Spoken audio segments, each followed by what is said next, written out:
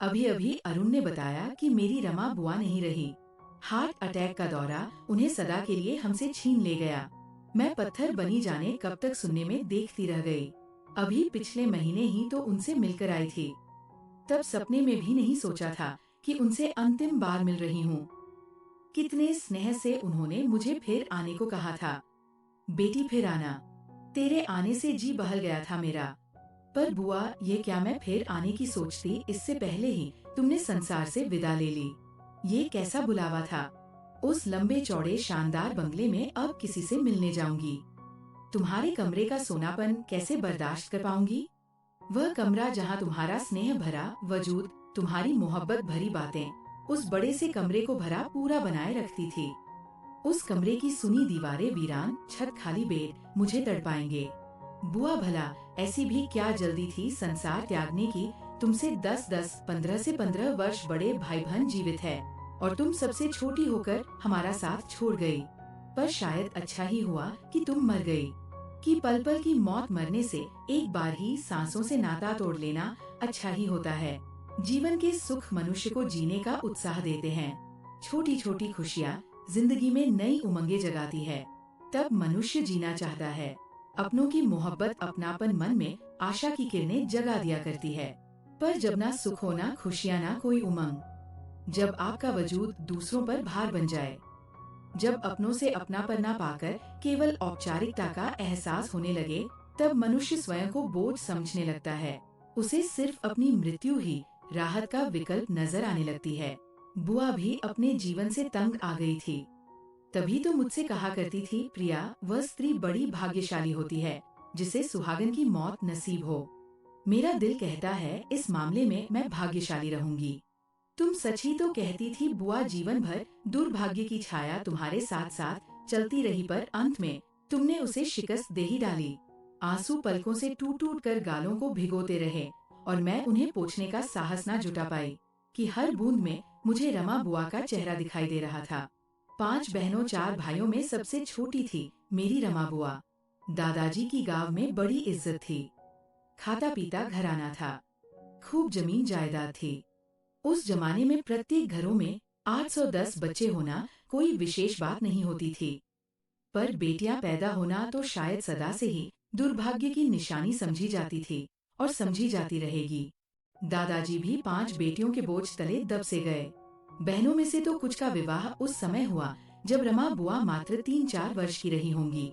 अलग अलग रंग रूप वाली बहनों के अलग अलग भाग्य थे। कोई धनवान घराने में ब्याही गई तो कोई सामान्य से खाते पीते घर में, पर सभी अपनी अपनी जगह खुश थी। भाई भी अपने परिवार के साथ अच्छा जीवन व्यतीत कर रहे थे। रमा बुआ कोई बहुत रूपती तो नहीं थी, पर आकर्षण था उनमें। सीधी साधी, नाम मात्र की पढ़ी लिखी। उस समय लड़कियों की शिक्षा तो दूर की बात, लड़कों को पढ़ाना भी खास जरूरी नहीं समझा जाता था। पर पता नहीं यह कैसा संयोग था कि रमा बुआ की जहाँ सगाई हुई वो घराना गांव में सबसे अधिक शिक्षित था। बहनें, भाभियां, सखी सहेलियां रमा बुआ के भाग्य पर रस करने लगी। बुआ भी बहुत खुश थी। इतने अच्छे घर की बहू बनने की तो कल्पना भी ना की थी उन्होंने, क्योंकि अपनी बहनों में सबसे साधारण रंग रूप उन्हें मिला था। पर यह जरूरी तो नहीं कि ऊपर वाला जिसे साधारण रंग रूप दे उसका भाग्य भी उसी की भांति साधारण ही लिखे। शायद भगवान इसी प्रकार उन्हें खुशियाँ देना चाहता था। इन्हें रंग बिरंगी कल्पनाओं में खोई बुआ कब दुल्हन बन गई, उन्हें स्वयं खबर ना हो सकी। पर पता नहीं किस्मत को क्या मंजूर था। कभी कभी हमारे अपनों से हुई छोटी सी भूल का प्रायश्चित हमें जीवन भर करना पड़ता है। पता नहीं रमा बुआ का भाग्य ही खराब था या कुछ और हुआ यूं कि फूफा जी चूंकि नौकरी में थे और शहर में रहते थे, इसलिए बारात में उनके कुछ खास दोस्त आने वाले थे। उन्होंने दादाजी के यहाँ कहलवा दिया था कि उनके दोस्तों और बारातियों का कुछ विशेष स्वागत किया जाए। वह उनके लिए कुछ खास व्यंजन का भी प्रबंध किया जाए। उनकी ये मांग यूं तो कोई बहुत बड़ी मांग न थी, दादाजी के लिए तो बिल्कुल ही नहीं। पर ताया ने इसे अहम का प्रश्न बना लिया। उनका कहना था कि जिस प्रकार शेष बहनों की बारात का स्वागत हुआ है वैसे ही इस बारात का भी होगा। हमारे लिए सारी बहनें एक जैसी है। दादाजी ने लाख समझाने की कोशिश की, पर वह न माने। बारात आई पर बजाय हंसी खुशी और कहे के माहौल में तनाव व्यक्त हो गया। फूफा जी को अपने दोस्तों के सामने शर्मिंदा होना पड़ा। अपमान की आग से उनका तन मन सुलग उठा। खैर शादी तो हो गई कि बुआ विदा होकर ससुराल भी पहुंच गई, पर वहां उन्हें स्नेह और प्रेम की बजाय तानों और व्यंगों के नस्तर मिले। फूफा जी के दिल में वह चाह कर भी जगह ना बना सकी। शादी के दिन लगी वो गांठ उनके प्रेम व सेवा से भी ना खुल सकी। शायद समय उनके बीच उपजी ये दूरी मिटा देता, यदि दुर्भाग्य की काली परछाइयां बुआ का साथ छोड़ देती। पर नहीं, उसे तो बुआ की ना जाने कितनी परीक्षाएं लेनी थी। एक के बाद दूसरी, दूसरी के बाद तीसरी, चौथी, पांचवी और छठी, सातवीं बार भी उनके यहाँ बेटी ही पैदा हुई। पति व ससुराल वालों की निगाहों में उनकी वैसे भी कोई हैसियत न थी। साथ साथ बेटियां पैदा करने का गुनाह उन्हें सबकी नजरों से गिराता चला गया। फूफा जी बहुत बड़े पद पर कार्यरत थे, हर प्रकार की सुख सुविधाएं उपलब्ध रहती थी, पर बुआ के लिए या तो आंसू थे, दुख थे, निराशाएं थी। कि फूफा जी अपनी बेटियों को प्यार ना करते हो, ऐसी बात नहीं थी, बल्कि वह तो उन्हें बहुत चाहते थे। पर बेटियों की माँ कूड़ा करकट से भी गई गुजरी थी।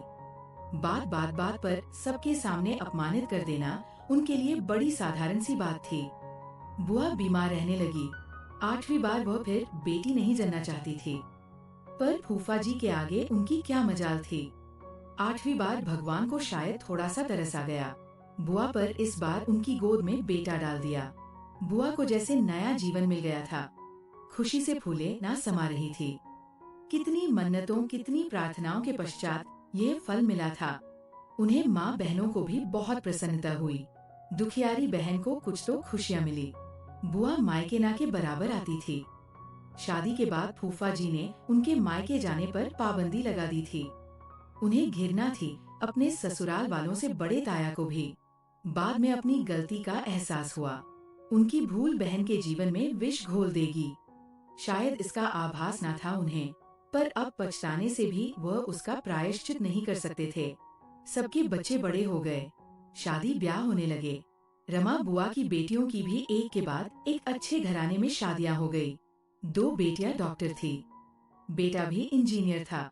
बुआ को बेटे की शादी का बड़ा अरमान था। वो अपनी पसंद की बहू लाना चाहती थी, पर यहाँ भी उनका दिल टूट गया। बेटे ने अपने लिए इंजीनियर लड़की का स्वयं ही चुनाव कर लिया। खैर बुआ के लिए बेटे की खुशी अधिक महत्व रखती थी। बड़ी धूमधाम से उनके इकलौते बेटे का ब्याह हुआ। बुआ बीमार थी, पर खुशी से फूली ना समा रही थी। शादी में सभी आए थे। वही पता चला कि बुआ को एक बार हार्ट अटैक हो चुका है। उनके खुशी से चमकते चेहरे को देखकर कौन कह सकता था कि वह भीतर से कितनी खोखली हो चुकी है। शादी हो गया, बहू भी आ गई, जल्द ही दादी भी बन गई। वह पर शायद खुशियाँ उनके हिस्से में लिखी ही ना थी। बहू बेटा दोनों को नौकरी पर जाना होता था। दिन भर अकेली पोते से जिहलाती रहती थी। फूफा जी घर में होते हुए भी उनके लिए कुछ नहीं थे। समय बीतता रहा, क्योंकि उसका काम ही है बीतते जाना। एक बार अरुण को किसी काम से दिल्ली जाना था। मैं भी बच्चों के साथ तैयार हो गई। बुआ से मिलने की खुशी थी। कितने वर्षों बाद मैं देखूंगी। जाने क्यों रमा बुआ से कुछ अधिक ही लगाव था मुझे। उनके लंबे चौड़े शानदार बंगले को देखकर शायद किसी को ये आभास भी ना होता होगा कि इसमें रहने वाले दुखों के कितने निकट है। बुआ कितने ही क्षण मौन ताकती रहती थी मुझे। उनकी बूढ़ी आंखों में जाने क्या था। मैं अधिक देर तक ठहर न पाई। सीने से लगकर सुबक पड़ी। उस रात जाने कब तक हम बातें करते रहे। उन्होंने जब बताया कि उनका बेटा सुजीत उनसे बात तक नहीं करता, तो क्षण भर को विश्वास ना हो सका। मुझे इसमें आश्चर्य की कोई बात नहीं। बेटी स्त्री का मान सम्मान सब पुरुष पर निर्भर होता है। यदि वह उसे इज्जत देता है तो सभी देते हैं। पुरुष की निगाहों में गिरी स्त्री सबकी निगाहों से गिर जाती है। यहाँ तक कि खुद की औलाद भी उसे फालतू समझते हैं। पुरुषों के इस समाज में स्त्री का अपना कोई अस्तित्व नहीं।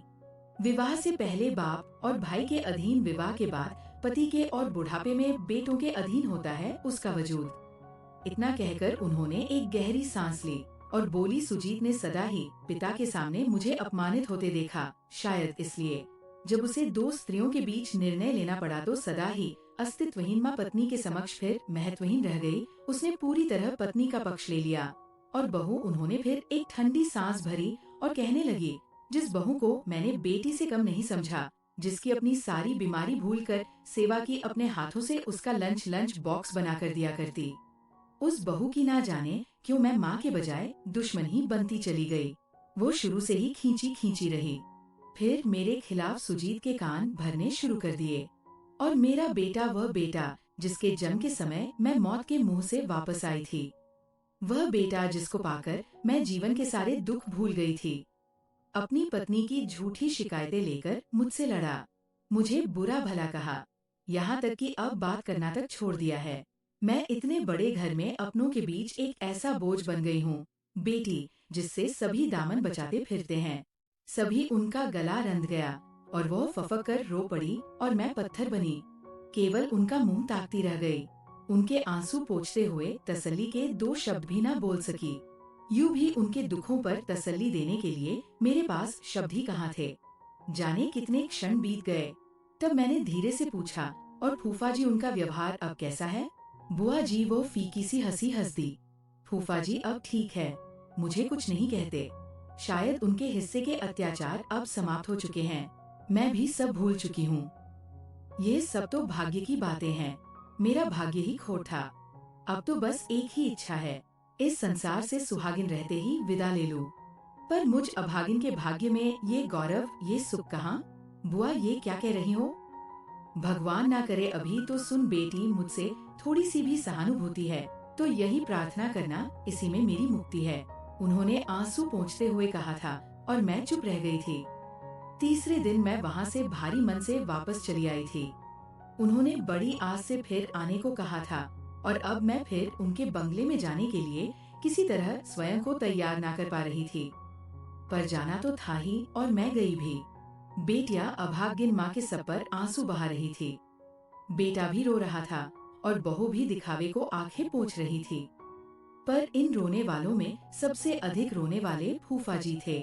पागलों की तरह रमा रमा पुकार रहे थे। शायद सदैव उनका अत्याचार चुपचाप सहने वाली अस्तित्वहीन पत्नी का अस्तित्व आज उनकी समझ में आ गया था।